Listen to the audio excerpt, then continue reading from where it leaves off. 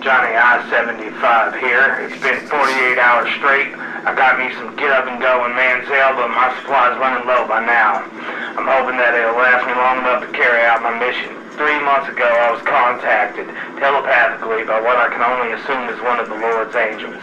He calls himself Patask, and he came to deliver to me divine information regarding the true nature of the deep state and the globalists. I started working for Statco Trucking 2 years ago. I assumed that the company was pro-American as Jonathan Bellamy had given a lot of money to the Trump campaign. Although he had retired, he had entrusted his company to his 2 sons, Gunther and Felix, who also seemed very active in the MAGA movement. However, that all changed when I had to make a trip down to the Everglades. I had a truck there to drop off and pick up some freight from a meatpacking plant. I was instructed by a man dressed in a white suit, a straw hat, and black sunglasses to deliver the trailer to Langley, Fairfax County, Virginia, right around Washington, D.C. On the road, I swear I could hear screams coming from the back. They were faint as they would be with all the noise of the highway and the separation between the cab and the trailer. Of course, I would also imagine that would have some sort of insulation for sound if there were people in there torturing the young women they had chained up. I picked up a woman named Valerie in Georgia. She had an overnight saying hi to all the guys. I offered her some of that Manziel Cross, and she was in my cab in no time. While we were on the road, I told her about those screams coming from the back. After that, she started to ask a whole lot of questions. That didn't seem normal for a host, so I slowly realized that she had been sent by them to keep an eye on me. She wasn't no lot lizard. She was a deep state informant. I did what I had to do. I tied her up and wrapped her inside a tarp, put her in the middle of the road, and then drove over.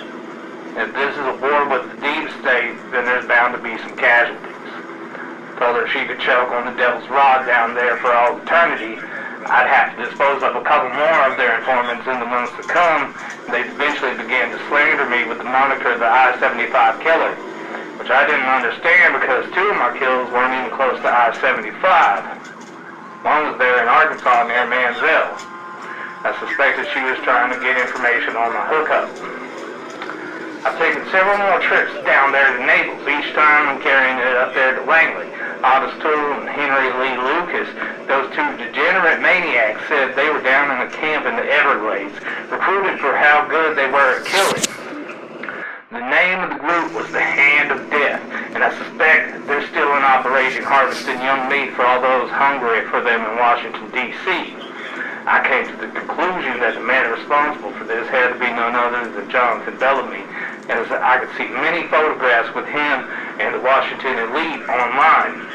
I thought that what happened with his brother and his family was just some sort of tragedy, like he had just gone crazy, but Patask assured me that Michael Wilhelm Bellamy was in fact acting under the influence of a being named Odin.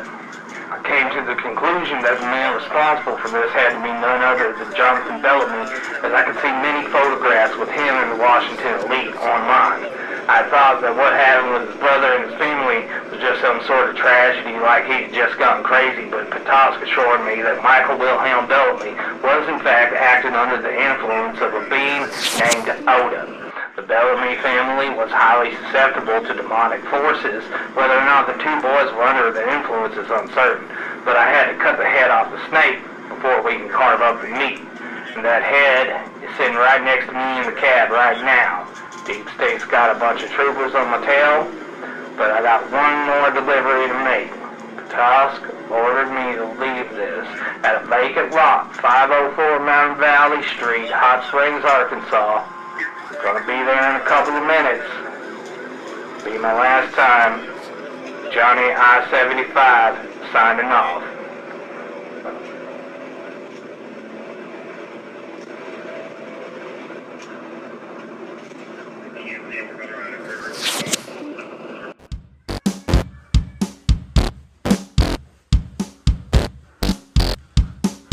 Attack denied.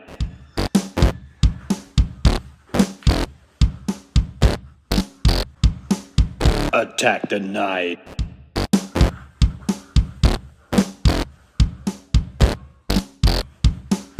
Attack denied.